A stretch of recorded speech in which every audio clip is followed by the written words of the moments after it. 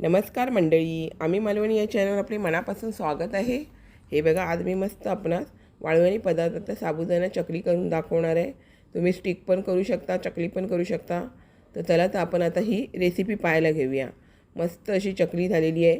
तर आता आपण प्रथम काय करायचं, आदल्या रात्री साबुदाणे व्यवस्थित, जसे साबुदाणे खिचडीला, साबुदाणा वड्याला जसे स्वच्छ धुवून भिजत ठेवतो त्याप्रमाणे जास्त पाणी न घालता व्यवस्थित असं आपलं जरासं बोटाला पाणी लागेल इथपर्यंत आपल्याला साबुदाणे व्यवस्थित भिजत ठेवायचे। आणि व्यवस्थित भिजल्याच्यानंतर दुसऱ्या दिवशी सकाळी त्याचं आपल्याला हे करायचं। तुम्हाला जर सकाळी भिजवून संध्याकाळी तुम्ही तरी केलात ना तरी होऊन जाते, पण रात्री भिजवून ठेवलात आणि सकाळी केलात ना तर छान असे भिजले जातात आणि व्यवस्थित आपल्याला ते मळून घ्यायचे आहेत। आता त्याला लागण्यासाठी मी बघा, अर्धा किलो साबुदाण्याला अर्धा किलो बटाटी घेतली आहे। त्याच्यासाठी आल्याचा मोठा तुकडा, 5 ते 6 हिरव्या मिरच्या, म्हणजे आवडीप्रमाणे तुम्ही घ्या। थोडंसं जिरं घेतलं आहे, चवीनुसार मीठ लागणार। आता हे साबुदाणे आपण एका परातीत काढून तुम्ही मॅशरनी मॅश केलात तरी चालेल, किंवा मिक्सरला जरा थोडंसं फिरवून घेतलात तरी चालेल। मी काय केलं, थोडं मॅशरनी मॅश केलं। आपलं जे पावभाजीचं असतं ना त्याने आपण थोडंसं एक मॅच करून घ्यायचं आणि त्याच्यानंतर आपल्याला वाटलं तर तुम्ही हाताने मळलात तरी चालेल। जसं आपण पीठ मळतो त्याप्रमाणे हे व्यवस्थित असं मळून घ्यायचं।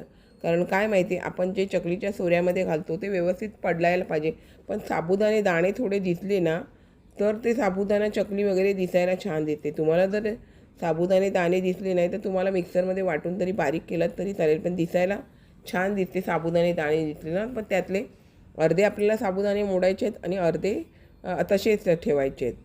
अशा प्रकारे आपल्याला हे व्यवस्थित असं मळून घ्यायचं आहे। आणि आपल्याला छान असं हे जे मिरची आलं त्याची पण पेस्ट करून घ्यायचे आणि बटाटी अशी व्यवस्थित सोलून घ्यायचे। आता हे मी काय करते, व्यवस्थित एका बाजूला करते आणि बटाटी सोललेली आहे ती आपल्याला किसून घ्यायची। बटाटी मंडळी तुम्ही किसूनच घ्या। बटाटी तुम्ही हाताने कुस्करून टाकलात तर त्यामध्ये जे गाठी वगैरे असतात ना ते तुम्ही पिशवीमधून भरून जर केलात किंवा तुम्ही सोऱ्यामध्ये भरून जरी केलात ना तरी ते मध्ये मध्ये अडकायची शक्यता असते। आता हे आपलं व्यवस्थित किसून झाल्याच्या नंतर चवीनुसार आपल्याला मीठ घालून घ्यायचं आहे। मीठ घालून घेतल्याच्या नंतर आपण जी पेस्ट तयार करून घेतलेली आहे ती घालून घ्यायची। ह्याच्यामध्ये जर आल्याच्या गाठी वगैरे राहिल्या तर ते काढून बाजूला करायच्या, त्या पण अडकण्याची शक्यता असते। त्याच्यामुळे आता हे सर्व घालून आपल्याला व्यवस्थित पीठ मळून घ्यायचं आहे। आणि तुम्हाला जर हे चकलीचं पीठ आता आपल्याला जर कडक कडक वाटायला लागलं ना, म्हणजे थोडंसं, तर तुम्ही कोमट पाण्याचा वापर करून जरासंच कोमट पाणी घ्यायचं, थंड पाणी नाही घ्यायचं। गरम पाण्याचा वापर करूनच आपल्याला मग नंतर हे पुन्हा पीठ मळून घ्यायचं आहे थोडं। आता यामध्ये मी जिरं घालून घेतले आणि ह्या पद्धतीमध्ये ज्या मी म्हणजे आलं अद्रक वगैरे घालून करते ना त्याचा कलर थोडा डार्क येतो। तुम्हाला जर डार्क कलर नको असेल ना तर तुम्ही नुसत्या अद्रक न वापरता केलात तरी चालेल, जिरं मिरचीचा वापर करून। मी थोड्याशा तशाच केलेल्या आहेत म्हणजे दाखवण्यासाठी तुम्हाला, पण मी त्याचा व्हिडिओ केलेला नाही। पहिल्या मी ह्या करून घेतल्या, मग दुसऱ्या दिवशी मी अद्रक न टाकता कलर चांगला येतो ते दाखवण्यासाठी ते केलेलं आहे। ते पण तुम्ही व्हिडिओ स्किप न करता पुढे पहा। आता आपलं हे पीठ व्यवस्थित मळून झालं ना, जिथे आपल्याला ही आता वाळवणी पदार्थात ते चकली घालून घ्यायचे की तुम्हाला स्टिक घालून घ्यायचे ते आपण तिथे घालून घ्यायचे। तर व्यवस्थित आपल्याला घालून घ्यायचे। मी काय केलं, चकल्या जास्त घातल्या आणि थोडेसे स्टिक घातले आणि नंतर मी दुसऱ्या दिवशी आलं न घालता थोडंसं अशाच प्रकारे मळून घेतलं आणि ते केलेलं ते पण मी तुम्हाला सुकल्यावर दाखवते। मी व्हिडिओ तो केला नाही, पण सेम हीच प्रोसेस आहे। फक्त काय करायचं आहे, तुम्हाला जर डार्क कलर नको असेल तर त्यामध्ये तुम्ही आलं नाही घातलं तरी चालेल, जिरं घातलं किंवा मिरची घातली किंवा लाल तिखट मिरची असते ना त्याचा तुम्ही वापर केला तरी चालेल। लाल सुकी मिरची थोडीशी मिक्सरवरती फिरवून घेतली आणि मग ह्यामध्ये वापरली ना तरी तुमच्या कलर या साबुदाणा चकलीला छान असा कलर येतो, साबुदाणा बटाटा चकली। तर आता ही मी व्यवस्थित अशा प्रकारे काढून घेते। काढता काढता सोऱ्यामधून अडकतं किंवा पडतं तरी चालून जातं। मग पडल्यावरती ज्या स्टिक वगैरे तयार होतात ना त्या स्टिक आपल्याला त्या सुकवून घ्यायच्या आहेत।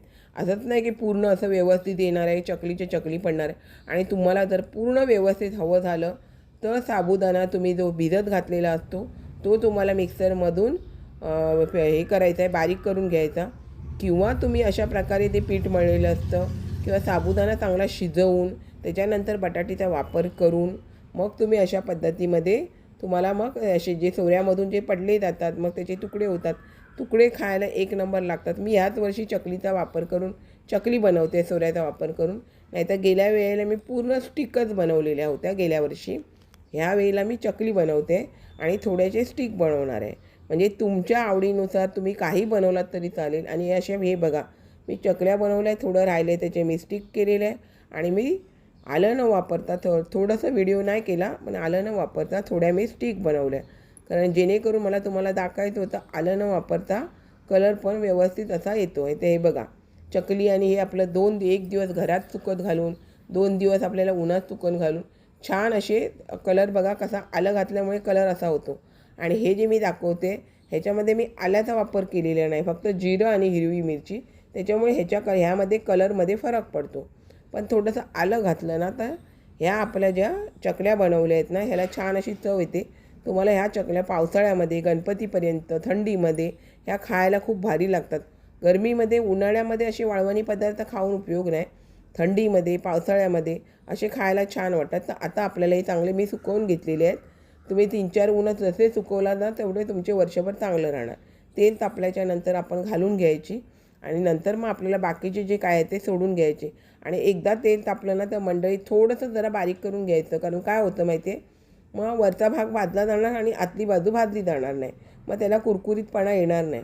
अशा प्रकारे तुम्ही भाजून घेतलात ना, फास्ट गॅस केला की थोडासा स्लो करायचा आणि थोडं स्लो गॅसवरती आपल्याला ते भाजून घ्यायचं. म्हणजे व्यवस्थित आपली ही जी चकली, तुम्ही म्हणा साबुदाणा स्टिक, काय कराल ते व्यवस्थित फ्राय होतं. माझ्या मते साबुदाणा स्टिक खायला एक नंबर आहे. मी पण आपली यावेळेला तुम्हाला चकली बनवून दाखवले, पण साबुदाणा स्टिक पण कुरुम कुरुम खायला छान वाटते. ते हे बघा ना, आता मी जे अद्रक टाकलेलं होते ना तेच साबुदाणा स्टिक तुम्हाला फ्राय करून दाखवते आणि नंतर तुम्हाला अद्रक न घातलेले साबुदाणा स्टिक फ्राय करून दाखवते. म्हणजे कलरमध्ये कसा फरक येतो ते बघा मंडळी. जेणेकरून काय माहिती, अद्रक टाकलं तर कलरला फरक येतो, पण अद्रक टाकून चव मंडळी एक नंबर लागते. तर पण तुम्हाला जर सफेद हवे असेल तर तुम्ही अद्रक नाही टाकलात तरी चालेल, आणि तुम्हाला चविष्ट हवे असेल तर तुम्ही यामध्ये अद्रकचा वापर करू शकता. तुम्हाला जर अद्रक, लाल मिरची ह्याचा पण तुम्ही वापर केलात तरी चालेल.